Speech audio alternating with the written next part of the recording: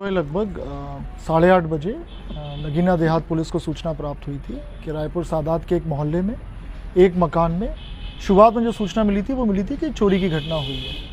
उस सूचना पे तत्काल थाना प्रभारी गए, उसके कुछ समय बाद सीओ साहब भी गए।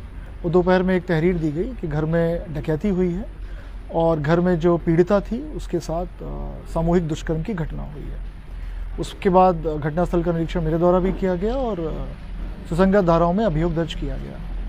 विवेचना के क्रम में कुछ तथ्य प्रकाश में आए हैं कि जो ये पीड़िता है, पीड़िता का पिछले 10-12 साल से एक व्यक्ति जो पीछे मेरे खड़ा है पुष्पिंदर चौधरी, इसके साथ उसके संबंध थे, उसका ये मित्र है और ये फ़ोन पे निरंतर बात करते रहते थे। विवेचना के क्रम में ये भी आया प्रकाश में जो 19 अक्टूबर को चोरी की घटना हुई थी, उस समय भी ये व्यक्ति घर पर आया था और एक लगभग इंटरोगेशन में निकल के ये आया कि लगभग 40,000 रुपये चोरी करके गया था। 14 तारीख की शाम को लगभग 5:51 पे पीड़िता ने इसको पुष्पिंदर चौधरी को घर पे बुलाया क्योंकि पीड़िता के परिजन धामपुर गए थे एक फंक्शन के लिए।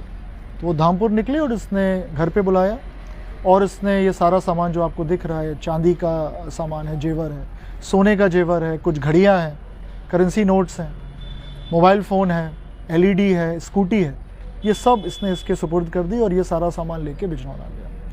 विवेचना में ये भी आया है, तथ्य प्रकाश में आए हैं कि इसके ऊपर कर्जा है काफ़ी, उसको चुकाने के लिए इसने घटना पीड़िता के साथ मिल के ये की। विवेचना के क्रम में तथ्य में ये भी आया प्रकाश में कि जो चोट पीड़िता को आई है वो उसने स्वयं की है, इसके साथ मिल के की है। अभी तक की विवेचना में दुष्कर्म की कोई बात की पुष्टि नहीं हुई है, प्राइवेट पार्ट्स में कोई इंजरी नहीं है और जो भी तथ्य प्रकाश में इनको हम लोग फर्दर कंक्लूजन पर लेकर जाएंगे और साइंटिफिक इन्वेस्टिगेशन करके शीघ्र चार्जशीट लगाएंगे और माननीय न्यायालय में पैरवी करके इनको कड़ी से कड़ी सजा दिलवाएंगे। Thank you. कोई सवाल आपको अगर पूछना है? कहाँ का रहने वाला सर?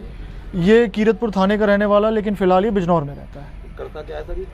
पुष्पिंदर चौधरी ये पहले अध्यापक था, ये पीड़िता भी पहले अध्यापक थी, दोनों में उसी समय मित्रता हुई।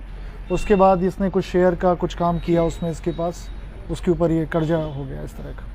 तो सर ये उस समय घटना के समय अकेला ही था ये?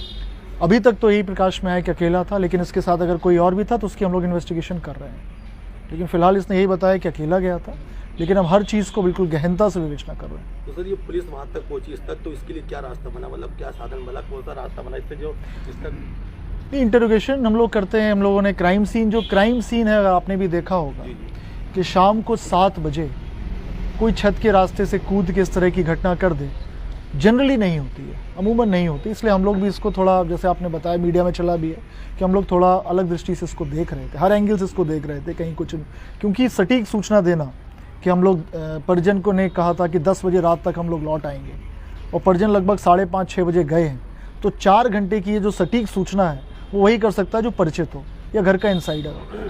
तो बाहर का हम लोगों ने इसलिए उसको कर दिया था कि बाहरी कोई घटना ये कर नहीं सकता। ज़रूर किसी ने इसकी मुखबरी की है या फिर घर से कोई इन्फॉर्मेशन लीक हुई, उसके बाद ये घटना हुई है। तो पूछताछ में कुछ नहीं बताया कि इसके साथ कोई था नहीं था? पूछताछ अब कर रहे हैं, आपके सामने है। मतलब अब कल शाम को मुकदमा लिखा गया, अब 24 घंटे में ये सब पूरी रिकवरी आपके सामने है। और भी हाँ, महिला को इसने अपने ID पर सिम दे रखा था जिससे वो इससे बात करती थी।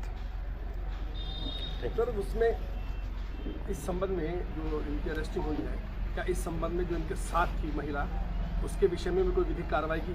बिल्कुल विधिक कार्रवाई की, जो भी इस घटना में शामिल हैं, कॉन्स्पिरेसी में, प्लानिंग में, उन सब पे कार्रवाई की जाएगी। ठीक, धन्यवाद। और कोई सवाल?